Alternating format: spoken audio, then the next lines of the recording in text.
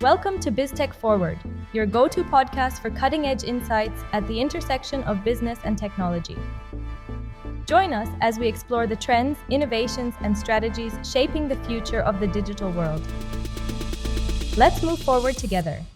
Welcome back to BizTech Forward, a podcast where we chat about technology and business with some of the brightest minds at DataArt.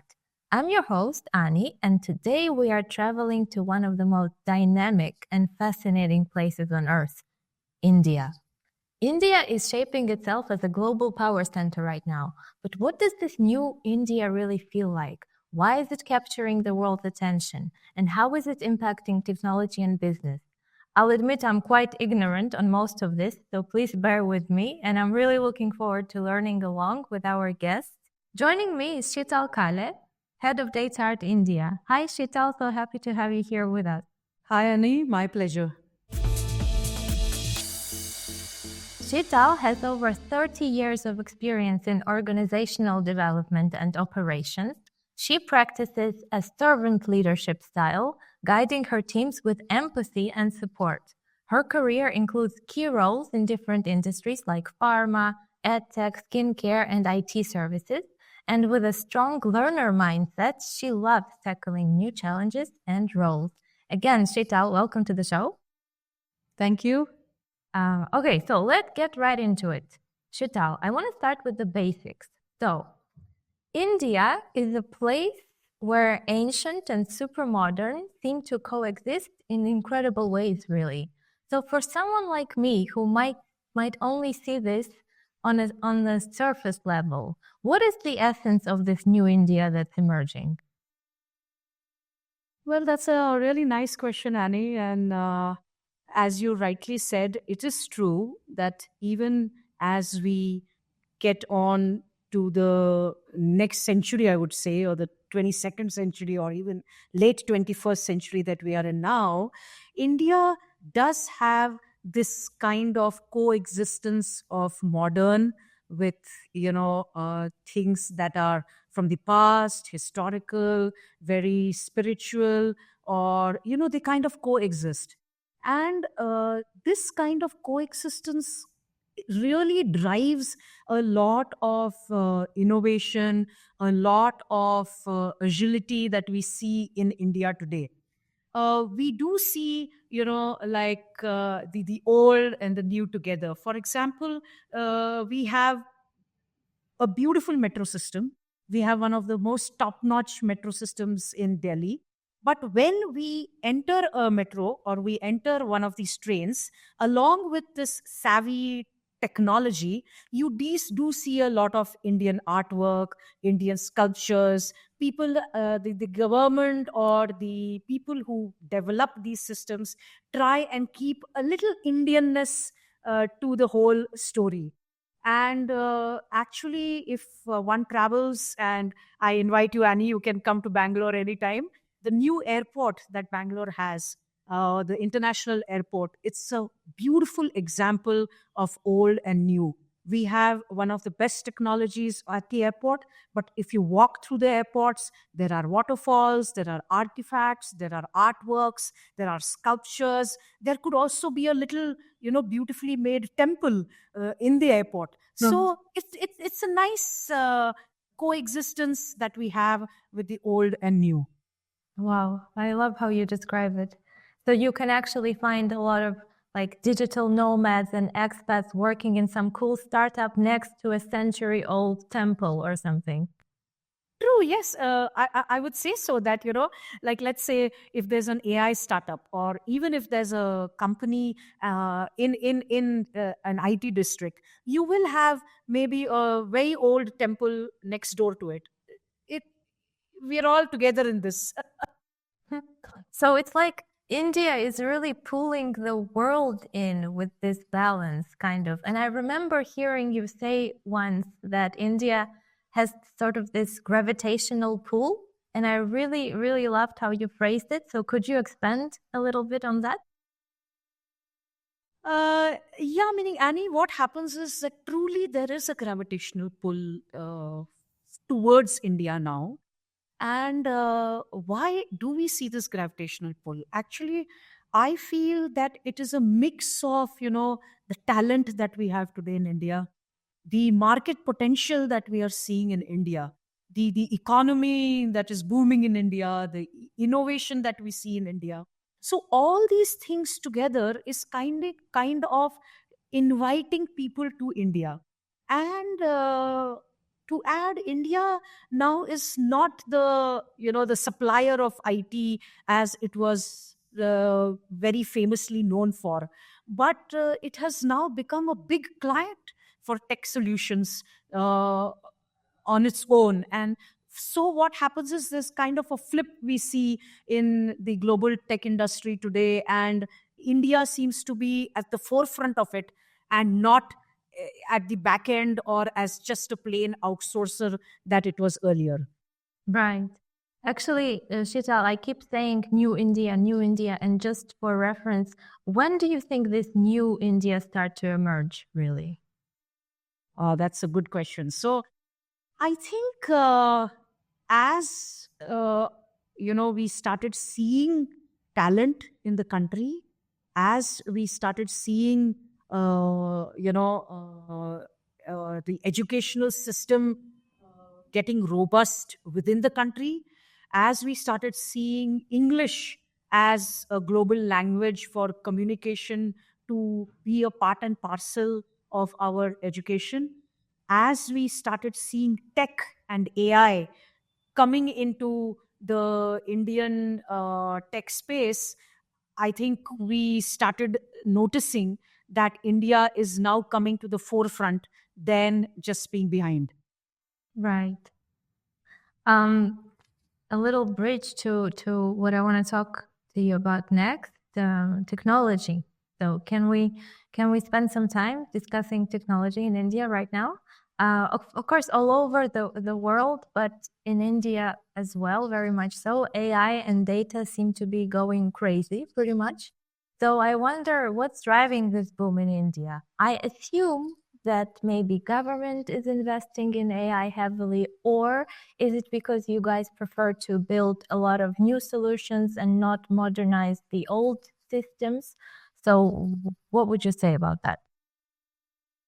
Interesting. That's a good question, Annie. I was just thinking. So, coming to the AI part, AI data, let's consider data.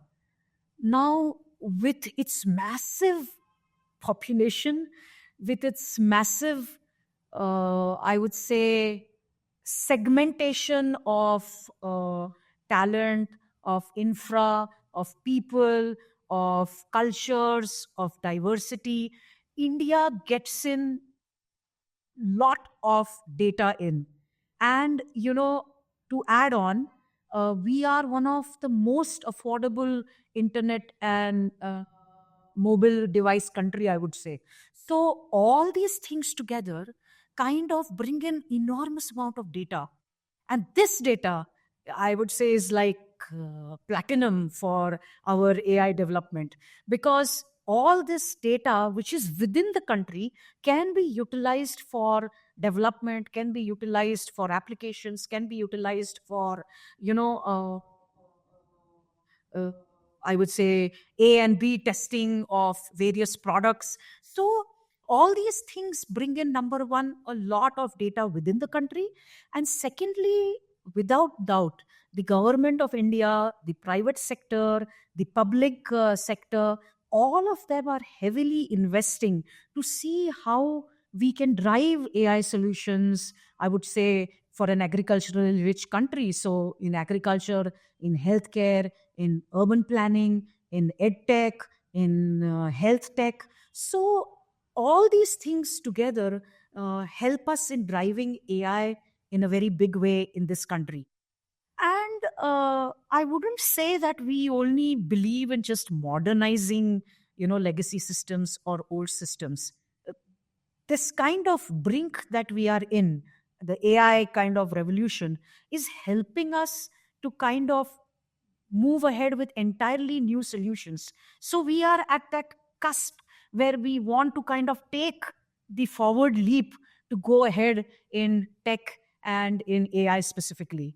I hope I've answered your question. Right. Yeah, very much so. I just wonder if you can give us a little example of this leap in tech, something we could relate to, maybe paint the picture. Okay, so let me think of Bangalore. Now, Bangalore is, quite infamous for traffic congestion and for daily snarls in traffic. And how has AI helped us in alleviating all these traffic woes? The Bangalore police, has introduced a system called BATCS. Now, what does the system specifically do? It basically has AI powered sensors and cameras that are placed at traffic signals and traffic lights. And these AI sensor cameras and systems collect real time data of traffic. And this real time data then is looked into in the backend on a real time basis, and then it is used to optimize traffic flow and to kind of reduce delays in a city like Bangalore. Of course, there is a lot to be done still. These kind of systems are prevalent in 3 or 4 places in Bangalore currently, and there is a necessity and there is a plan that by 2025 we should have 50 to 60 choke points in this city that will have the system. And I'm sure that's going to help us in real time traffic decongestion. Uh, Now, coming to India, Annie, India is still a very agriculture heavy country. A lot of our, I would say about 59% of our country's total workforce still depends on agriculture, still stays in rural areas. And here, how does AI help? You there are these companies like Crop In specifically, and actually, I visited the Bangalore Tech Summit just 3 days back, and I did see this company over there too, along with so many other companies that are doing AI-led, applications or work in agri-tech. So, what does a company like Cropin do? So basically, they utilize AI and they offer, predictive analysis. They offer weather forecasting. They offer a view on pest and disease outbreak. They've given alerts to farmers. They give irrigation advice. So all these kind of things together help us in making, smarter agri-tech decisions. The farmer on the ground can take a decision whether there is a storm coming in, whether there is a attack of locusts coming in, or whether he needs to kind of take care of his farmland to protect it from natural conditions. So these are some examples, I would say, which are helping us in agri-tech, in urban planning, and of course there are many more. Oh, thank you for these, Sheetal. These are really great and vivid, really do the job of painting the picture. And it does feel like roles are really flipping. You mentioned already, but India is no longer just a back office powerhouse, but it's actually a decision making center for technology, for transformation. And you did say that India has also become a client not of IT, not just a supplier. So, what is driving this shift, you think? I want to hear a little bit more on that.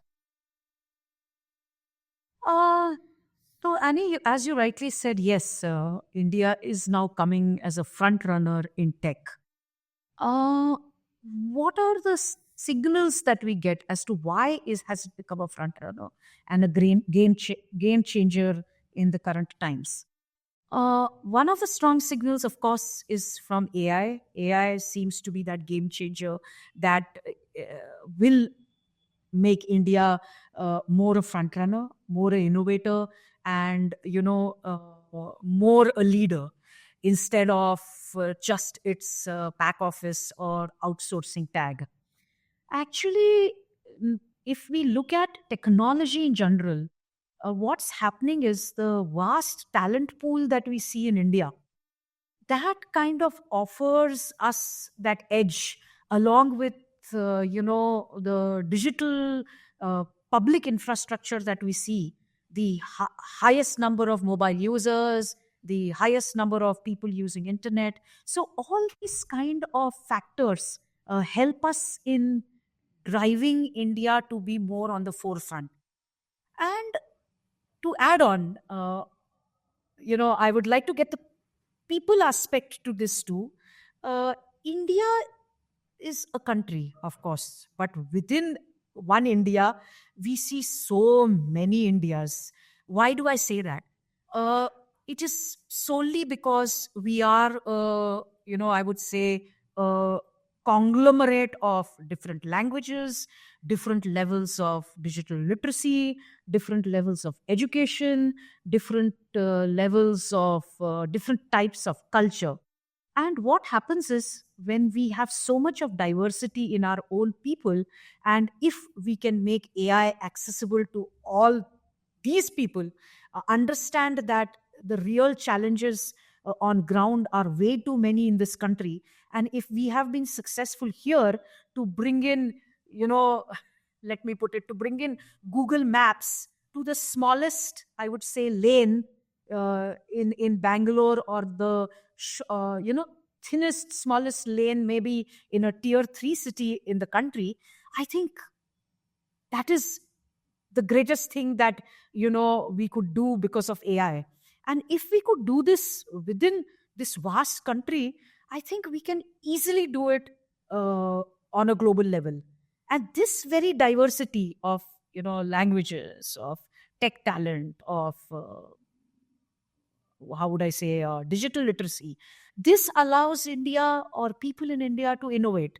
And this allows people to innovate with that focus of inclusivity, with that focus of ensuring that solutions are developed in such a robust way that they can handle real life situations. They can handle far too many scenarios, or far too many, I would say, diverse issues which we may not see in other developed countries. This kind of agility, this kind of, I would say, strength, this kind of new baby energy is seen through our AI initiatives and tech in general. That's great. I can hear the energy even in how you speak, in your voice. That's really refreshing. Thank you. And one more thing I wanted to ask. I've been reading a lot of what media is covering these days. And it seems that there is a whole IPO boom right now in India. So I wonder how come. So is that the part of the same trend, or what's going on IPO wise? Wow. IPO boom. Yes, absolutely. I think you got it in the forefront that there is an IPO boom happening in India for Indian companies, for India-led companies, and there are multiple reasons. I would say it wouldn't be only because of the tech boom that we are seeing, but what's happening is, in the space of let's say, how should I put it, it's basically a confluence of a lot of things that we see that's bringing in this IPO boom. One of the interesting and one of the most important things, I would say, is our economic strength these days. Why do I say that we are economically sound? We have been projected to be growing at around 6.9 to 7.4% in 2024. So we still seem to be growing in 2024 and beyond. So this is one strength that leads to a good IPO boom. Besides this, the India stock market, the Bombay Stock Exchange or the Mumbai Stock Exchange, the Sensex, they're all very, very robust. They're all very healthy, and there is a positive sentiment. I always say that, even the stock exchange has a sentiment. Because finally, it's, of course, we talk about funds, we talk about money, we talk about, but the people's sentiment drives all this. And that's why I feel that there's a positive sentiment to the stock exchange, to the BSE, and of course, the economic strength. What beyond this? There's a market enthusiasm. Today, when as a layman, if I'm, moving in the markets of the cities, in the towns, in grade 3, in tier 3 cities, I don't see, any wavering or any downward trend of people not, opening their pockets to buy something. There still is that positivity in the market. Besides that, what do we see? We see that a lot of, global investments are coming into India. A lot of global capital reallocation is happening into India. That again helps in the IPO boom. Then the government, the regulatory schemes, the monetary policies are all pro India, pro IPO. So all these kind of positive sentiments put together is showing that IPO boom in manufacturing, in agriculture, in healthcare, in, I would say, e-commerce, in retail, and of course in IT. I see. Well, that definitely answers my question. And another thing I really want to touch for a moment is diversity, which is also something I've been reading a lot about. And I wonder, so India has this really incredible mix of cultures, languages, just like you beautifully described. But how is diversity showing up in the technology landscape? And what about women-led innovation? Um, so coming to diversity, Annie, I'm going to touch base on different verticals of diversity that I think are a success story for India. So somewhere we feel the industry, the academia, the regulatory folks, the government, that it is this very diversity that could be the winning formula, for India. Uh, it's very simple. In such a huge, diverse country, if we can succeed, then we can transpire and we can succeed anywhere in the world.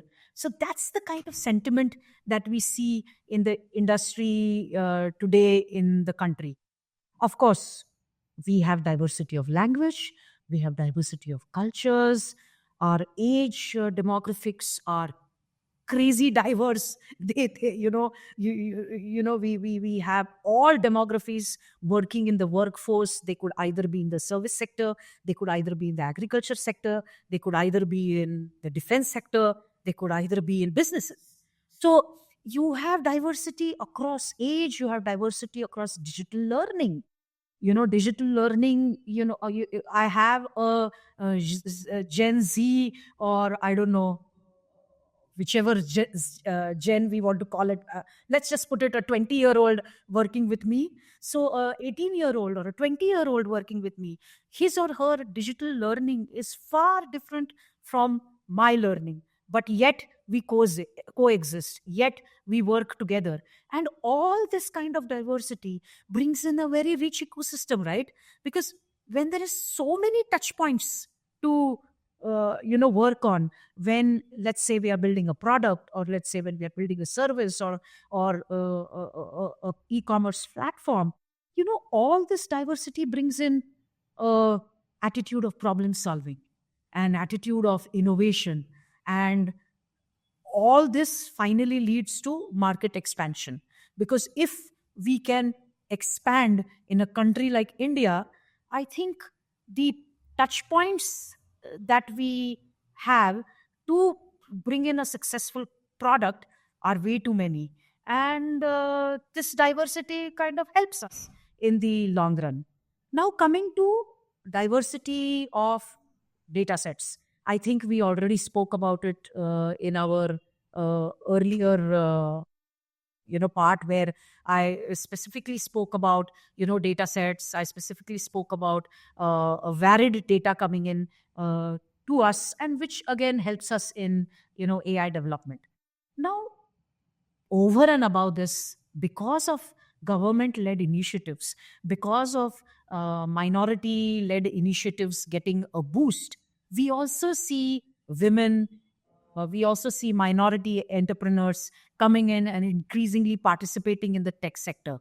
Of course, if we have to discuss women coming into the workforce, women, how we are bringing in an inclusive growth, I think in my next talk we can focus more around gender diversity, but across a complete diverse layer of culture, age, gender, we are seeing far too many I would say confluences happening in the industry today. uh, do I make sense?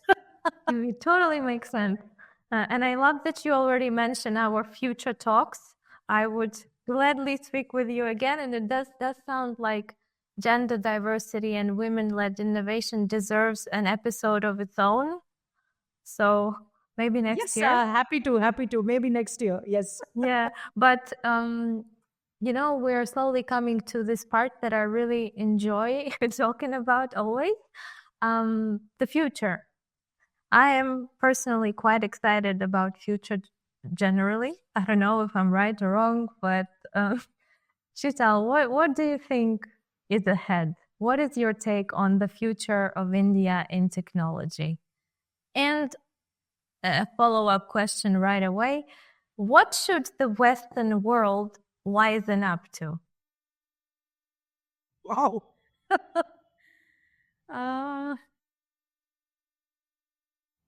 so how do I look at India in the future when it comes to tech? Okay. So let's, I feel that India is going to continue redefining its role, continue to grow, continue to pivot, continue to redefine, as I put it, its role in IT on the global stage. It's not going to happen overnight. It's not going to happen in the next 1 or 2 years too. But it is going to redefine its position in tech to the globe. So whether we are talking AI, whether we are talking data, whether it's entrepreneurship, India is becoming a hub of innovation. India is coming more as a front runner. And having said all this, and seeing that spirit of innovation in this country, seeing that I would say fervor and enthusiasm in this country, how do I put it? I would just, say that the developed, advanced Western world, I would say, kindly don't look at us as a developing country in at least tech, in IT.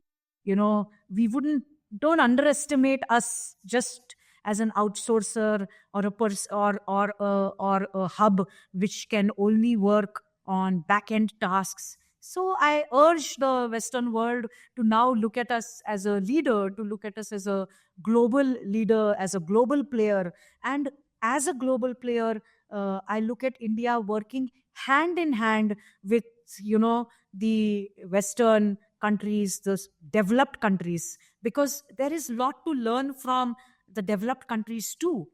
So we are also coming in there. We are also a leader now in IT and tech. That's how I would like to tell the Western world to wisen up. I love it. Sheetal, you kind of already answered this, but once again, I want to ask Sheetal your unpopular opinion about the new India or how it's perceived globally. Interesting. So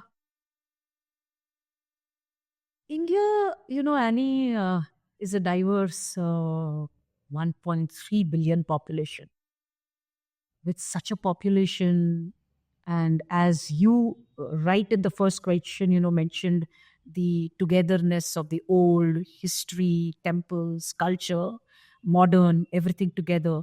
You know, with that, we also have multiple myths about this country, multiple perceptions about this country, multiple stereotypical reasoning about this country. Or more so, let me now jump quickly to the tech in this country. uh, I don't want to delve much into the perceptions about the country on the whole, but as we are doing a biz tech talk, let me focus on tech.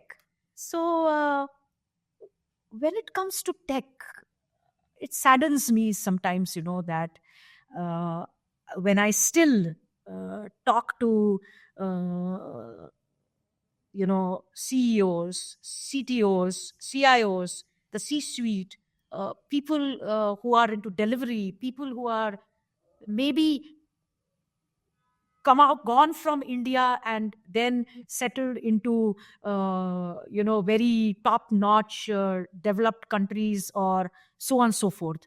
I still feel very sad, that we still, the narrative, the global narrative of India is a cost effective option.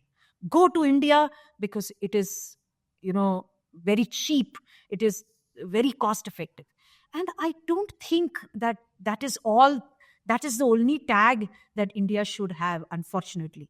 The global narrative is around cost effectiveness. It's around India being very transactional, very, do this kind of work. Too much of micromanagement in India. That is what people perceive. People look at India tech as very one dimensional. I don't think we can look at tech, or when people are working in any sphere, as one dimensional, isn't it, Annie? People, it is finally people who are working on tech, or who are working with those computers, or who are working on those algorithms. So it is still one dimensional, and I feel that is very sad for me. And it is still considered an outsourcing destination, where, with all these kind of negative tags, unfortunately, that we have got, the actual cutting edge innovation that India has to show, the educational academia strength that we have, all this gets undermined because of this perceived negative narratives. And what gets undermined then? We have such great strides in AI, in deep tech, in diversity and inclusion, in IT, in space. All these things get undermined because of these, I would say, negative narratives. So I think all these negative narratives overshadow all the great work to do. And I feel that it's high time now, Annie, that we break this unpopular opinion of just being a cheap resource provider. We are not only a cheap resource provider. uh, get to know us, get to know our tech, get to know our people, get to know the diversity in this great country. And I'm sure anybody will go back with a positive narrative. Wow.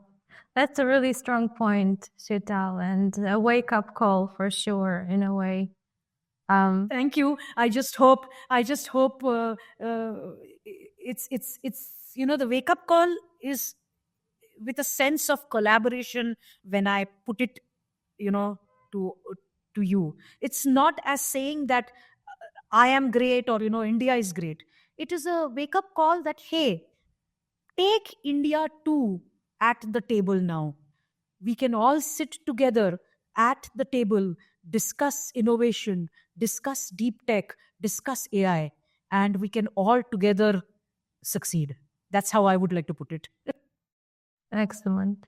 Thank you so much, Sheetal. Thank you for giving this perspective on New India. This was really, truly interesting. Thank you. Thank you, Annie, and thank you for giving me this opportunity. Thank you for your time. And this wraps up another episode of BizTech Forward. Thank you to our listeners for tuning in. If you enjoyed this episode, please subscribe, like, and share. And we always want to hear from you. Reach out to us at biztechforward@dataart.com. See you next time. Thanks for listening to BizTech Forward. Be sure to subscribe and rate the podcast to stay updated on the latest in business and technology. Join us next time for more insights and forward-thinking discussions. Presented by DataArt.